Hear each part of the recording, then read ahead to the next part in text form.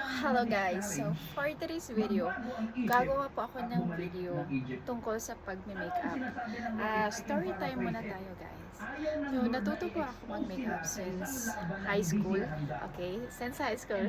Nakakatawa pa nga kasi dati, yung mga high school days, wala pa akong budget para sa makeup. Tapos alam mo ba yung ginagamit ko? Yung ginagamit ko lang noon, yung pag si mama nagpadala ng pera. Pupunta ako na Gaisano. Gaisano pa yun sa amin, hindi mall. Maliit na tindahan lang siya guys. Gaisano siya. Tapos, bumibili ako doon ng pants. Yung pants na powder guys, yung circle. Ganyan na ata yung kaliit guys. Yan, ganyan. So, yung pants yung ginagamit ko dati. May tatlong kulay yun eh. May pink, blue, tsaka purple ata. Yun yung mga kulay niya. Hindi ko na masyadong maalala kasi nga way back 2009, 2010 pa kasi yun. So, kaya yun ang palagi kong nilalagay ko sa mukha ko dati. Pants lang na powder at saka may lip gloss pa yun guys. May lip gloss na yung parang pag pinahin mo siya dito. Natatawa ako kasi nga may one time lang noon. Nag-powder ako, naglagay ako ng lip gloss sa lips ko. Tapos yung lip gloss na yun, pag sinuwipe ko siya, hindi ko pa kasi makontrol yung paglagay dati, kaya lagay lang ako ng lagay. Okay, so ang nangyari, kumalat siya sa lips ko. Tapos hindi mo mamamalayan na kumalat pala siya kasi para siyang para nang siyang oil, pero may kulay siya. Tapos parang malabnaw tapos kumakalat siya sa labi mo. Kaya yun, lumabas ako ng school, ng classroom namin. I mean, kasi nga every after lunch, lumalabas kami, pumupunta kami ng iba't ibang classroom. Pumupunta kami, parang gumagala-galaga, ganun. Tapos, one time, may nakakita sa akin na nasa third year ata siya, third year high school. Ako first year pa ako noon eh. Tapos, nakita niya yung lips ko, sabi niya, "Hoy, babae, ayusin mo nga yung lipstick mo." Sabi niya, "Ayusin mo nga yung lipstick mo kasi ang Bisaya, nagkampat-kampat daw yung lipstick ko. Tapos, ang Tagalog nun is, kumalat daw yung lipstick ko." Sabi niya, "Ang kalat-kalat ng lipstick mo, filingera, ganyan." So, yung nangyari, yung babae na yun, nakaaway namin yun kasi nga, pag uwian na namin ng hapon, kapag kasama ko yung mga barkada ko, naglalakad lang kasi kami pauwi, hindi kami sumasakay kasi nga budgeted yung mga baon namin. Tapos yung mga sumasakay, may mga sumasakay pero okay lang na sumakay sila kasi nga bundok kasi sa kanila. Tapos sa amin hindi naman masyadong bundok, kaya ang nangyari, pag dumadaan sila na nakasakay sila ng motor, kami naglalakad lang, sinisigawan namin sila na, "Uy, ang babaho ng mga puto niyo," gano'n. Sinasabi namin, "Mga bahog bilat," ganyan eh, sa Bisaya, sa Tagalog, mabaho yung pogi mo, ganyan. Tapos sinasabi namin, "Mga bahog bilat, nagsasakay, mga taga-bukid," ganyan ginagawa namin. Ganyan yung ginagawa namin pag umuwi kami ng hapon. Kasi yun nga, yung parang asaran namin, parang wala kaming magawa habang naglalakad sa daan, kaya yung mga sumasakay, inaaway namin, tapos sinisigawan namin na, "Babaho ng bilat niyo," ganyan. So, ganyan. So, nagkita kami sa school, nakita niya yung mukha ko, kaya yun, sinaway niya. Tapos yun, ang nangyari nun, nagkaawayan na kami, nag-away-away na, tapos yun, actually, hindi naman talaga ako yung ako talaga yung buwangera, hindi. Yung mga kaibigan ko talaga yung buwangera na, bali na lang ako, anong tawag dyan, bali na sali lang talaga ako, kasi wala naman talaga ako, kasi barkada ako eh. Kaya yun, nasali ako. So, yun na nga. So, ever since then, marunong na talaga ako mag-makeup.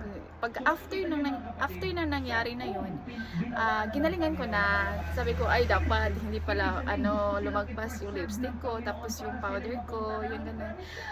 Until na nagkatrabaho na ako, doon na ako. Nung nagtrabaho na ako, doon na ako nakakabili ng mga make-up. So, yung mga may color-color na. Yung pinaka first make-up ko is yung Careline. Yes! Careline sa mga 1990s dyan na mga babies. Yun yung binibili ko dati. Yun yung binibili ko na foundation nila, yung Careline na yun. Plastic lang siya, para siyang baby, para siyang ano lang, hindi siya foundation talaga na parang baby, lang siya, yung parang pang sunscreen lang, ganun. So yun, natuto na ako noon hanggat nagkatrabaho na ako, nung bumili na ako ng mga pang eyeshadow. Hindi talaga ako mahilig sa eyeshadow, guys, kasi nga, feeling ko sa eyeshadow, parang ang dumi niya sa mata. Sabi, pag nakakita ako ng mga taong mga naka-eyeshadow, until naman talaga ngayon, hindi naman talaga ako mahilig mag-eyeshadow kasi parang feeling ko, madumi yung mata ko dito. Kaya, hindi ako masyadong fan ng eyeshadow. Pero tinry ko pa rin, bumili pa rin ako. Tapos, naglagay-lagay ako sa eyeshadow ko. So, hanggang sa natuto na ako mag-ahit ng kilay, natuto na ako mag-shape ng kilay, yung ilong, yung mata, yung mukha, paano pakikimisin, paano gagawin. So yun, natuto na ako mag-makeup until ngayon. So ngayon, dahil sa hilig ko siya, nagawa ko siyang maging extra income. So, nagka-extra income ako sa pag-makeup lang, guys. Kasi nga, dahil sa probinsya, di ba? Sa probinsya, yung makeup is hindi man na kasi siya. In year 2020 pataas, yun, nagme-makeup na ako ng mga iba't ibang klase, like mga graduation ng mga student, kasal, mga birthday, yun. So, nagsa-start na akong mag-makeup. Natutunan ko ng paano mag-makeup ng iba't ibang mukha. Tapos, minsan pa nga, guys, nakapag-makeup ako sa school kasi nga, tinatawagan ako ng mga student, lalo na pag nag-pictorial sila.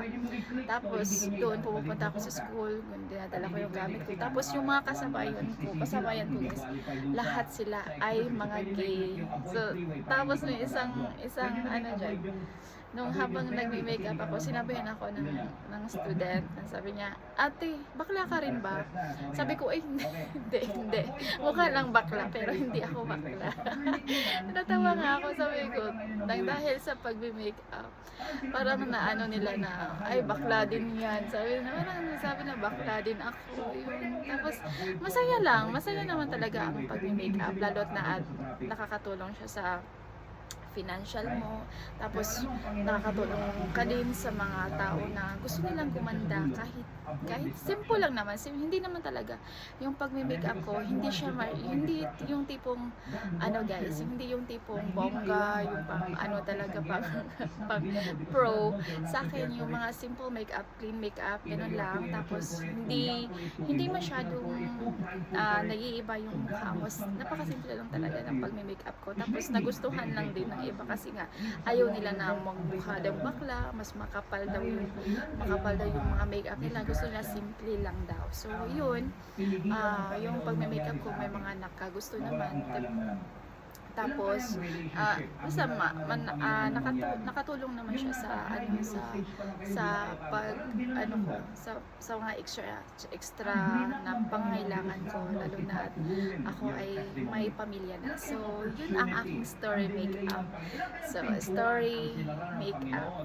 Kung paano ako natuto, kung saan ako nagsimula. So, ganyan yung history ng pag-makeup ko. So, hanggang ngayon, nag-makeup ako at palagi ako nanonood ng mga tutorial, yung mga makeup ng mga magagaling na mga artista, yung gano'n. Tapos pina-follow ko sila, pinapanood ko, tapos sinasabi ng mga tao sa akin, bakit ba parang palagi mo tinitignan yung mga makeup? Sinasabi ng asawa ko, sabi niya, bakit tingin ng mga makeup tutorial? Hindi ka pa ba marunong? Sabi ko, marunong na ako pero gusto ko pa rin mag-explore ng mag-explore kasi nga iba't iba yung mga idea ng mga makeup artist kaya nga hindi ako huminto.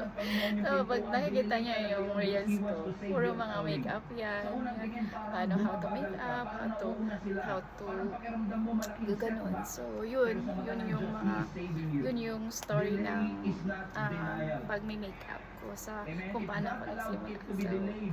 So ngayon, magme-makeup na ako. So,